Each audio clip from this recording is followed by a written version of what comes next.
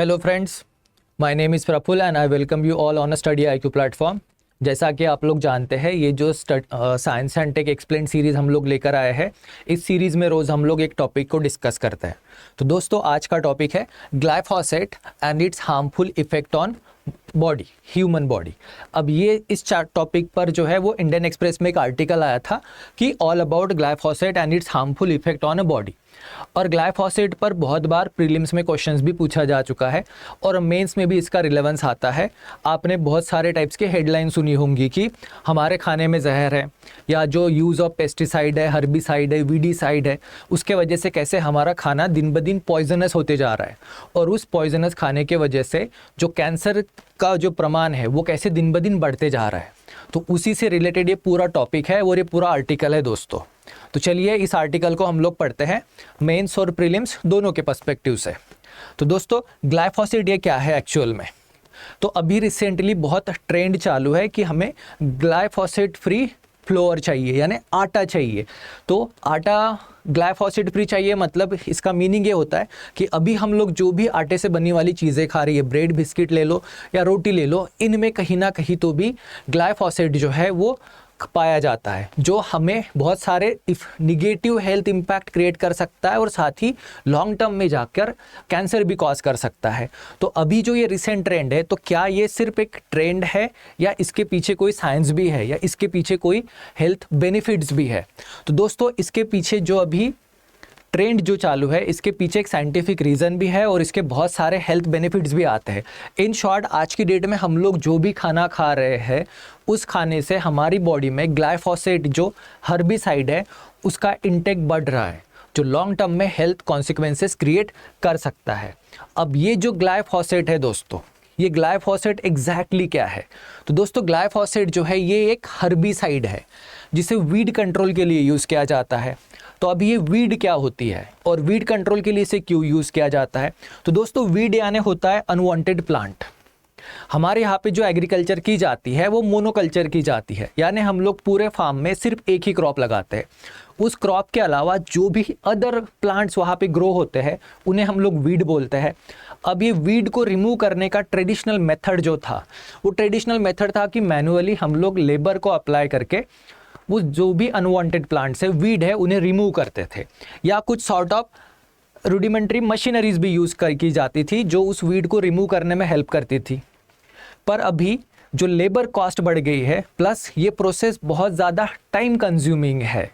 ठीक है दोस्तों, दो चीज़ें, लेबर की अवेलेबिलिटी की शॉर्टेज है, दूसरा टाइम कंज्यूमिंग प्रोसेस है, और तीसरा इसकी इकोनॉमिक कॉस्ट बहुत ज़्यादा आती है फार्मर्स को। तीन चीज़ें, टाइम, मनी और लेबर अवेलेबिलिटी, जिसके वजह से फार्मर्स जो है उसका एकदम ईजियर या सिंपल सॉल्यूशन जो है हर्बिसाइड का स्प्रे। अगर आप हर्बिसाइड्स, जैसे ग्लाइफोसेट ये हर्बिसाइड है, इसे अगर आप स्प्रे कर देते हो तो उससे क्या होता है, जो अनवांटेड प्लांट है वो मर जाता है। जैसा कि आप इस डायग्राम में देख सकते हो कि ये जो वीड है, यहाँ पे अगर उस ग्लाइफोसेट को स्प्रे किया तो ये जो भी जहाँ पे भी ग्लाइफोसेट को स्प्रे किया था वो सारे प्लांट मर गए। तो अभी वीड रिमूवल के लिए हर्बिसाइड स्प्रे करना ये लेटेस्ट फार्मिंग ट्रेंड है और इंडिया में भी ये फॉलो किया जाता है, और बहुत सारे हर्बिसाइड, वीडीसाइड जो है वो मार्केट में अवेलेबल है। उनमें से ही एक जो है दोस्तों वो है ग्लाइफोसेट। तो ग्लाइफोसेट एक हर्बिसाइड है, वीडीसाइड है, जिसे एग्रीकल्चरल प्रैक्टिसेस में यूज़ किया जाता है। अब इसके वजह से होता क्या है दोस्तों? तो इसके वजह से ये है कि फार्मर्स अभी इसको बहुत ज़्यादा स्प्रे कर रहे हैं, और स्प्रे करने के वजह से वो जो भी प्लांट पे स्प्रे किया जाता है, जैसे कि कॉर्न है, सोयाबीन है, चिकन पी है, वीट है, ओट्स है, अब इनका ग्रेन जो हार्वेस्ट करके हम लोग एज अ फूड यूज़ करते हैं, तो उसमें भी कुछ परसेंट में ग्लाइफोसेट हमारी खाने में आ जाता है।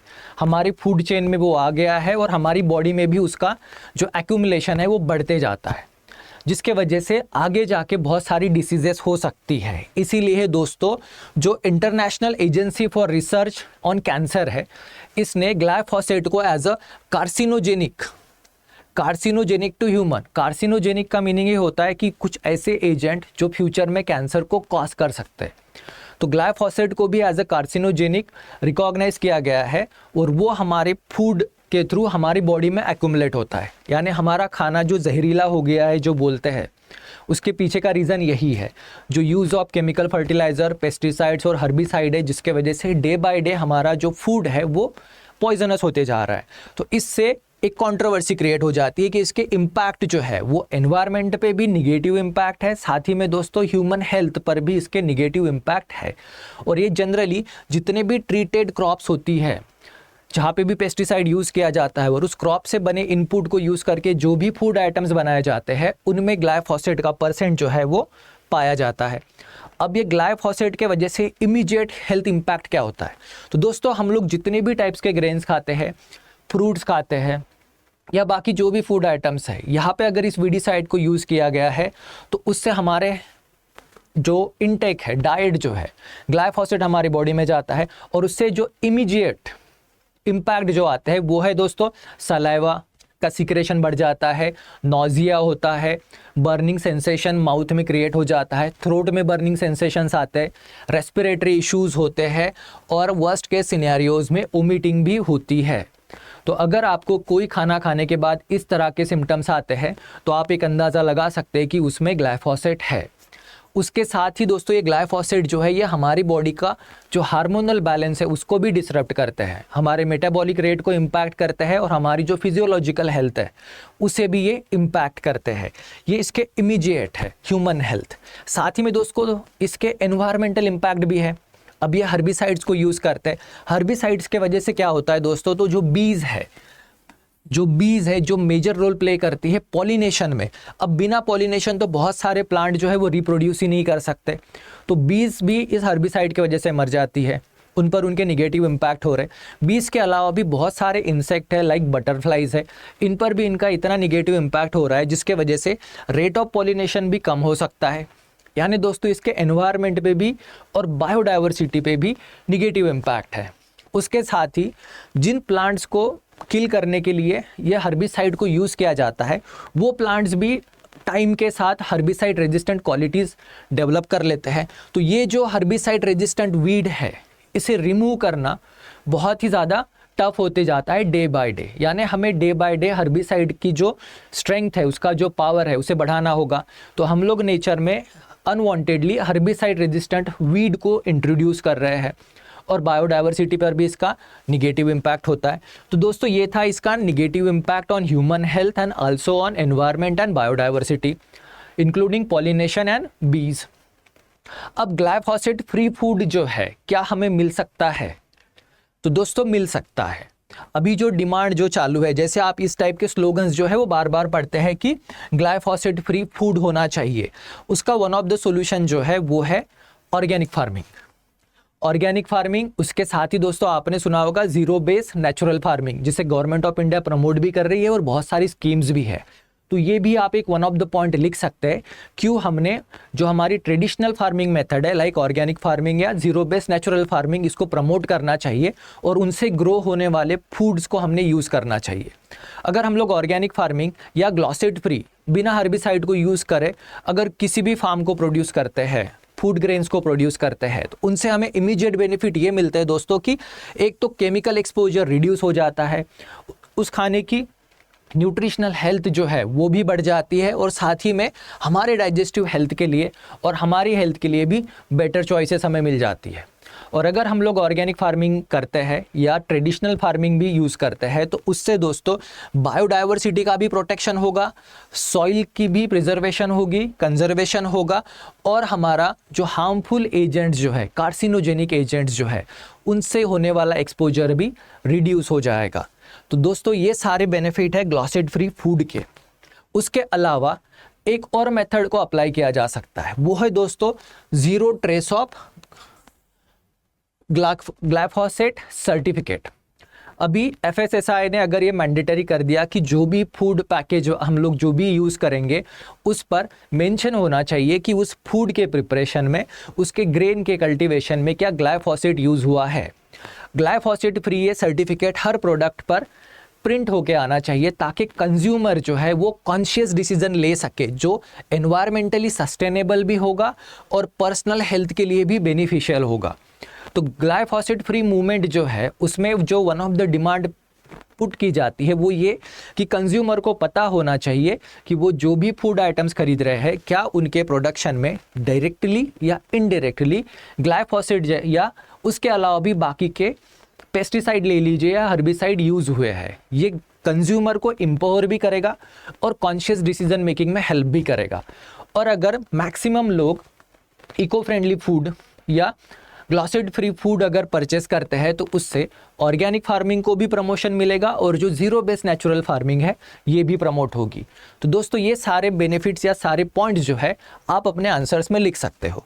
अब इस टॉपिक पर दोस्तों हमें किस तरह के क्वेश्चंस आ सकते हैं मेंस के हिसाब से, तो दोस्तों देखिए मैं एक सैम्पल क्वेश्चंस लेकर आया हूँ आपके लिए कि मेंस में हमें इस टॉपिक पर किस तरह के क्वेश्चंस पूछे जा सकते हैं। तो चलिए क्वेश्चंस को पढ़ते हैं।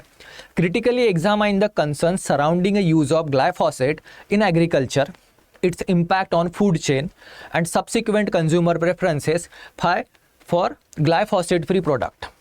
ये वाला पॉइंट आप इस आर्टिकल से कवर कर सकते हैं। साथ ही discuss the challenges and opportunities associated with promoting glyphosate free cultivation and consumption in India. अब दोस्तों इस क्वेश्चन का जो चैलेंजेस है वो चैलेंजेस है कि availability of labour, time consuming process है, प्लस इकोनॉमिकली कॉस्टली भी है। ये चैलेंजेस है ताकि जिससे हम लोग हमारे फार्मर्स को यूज़ ऑफ ग्लाइफोसेट जैसे हर्बिसाइड रेजिस्टेंट से डाइवर्ट कर सके।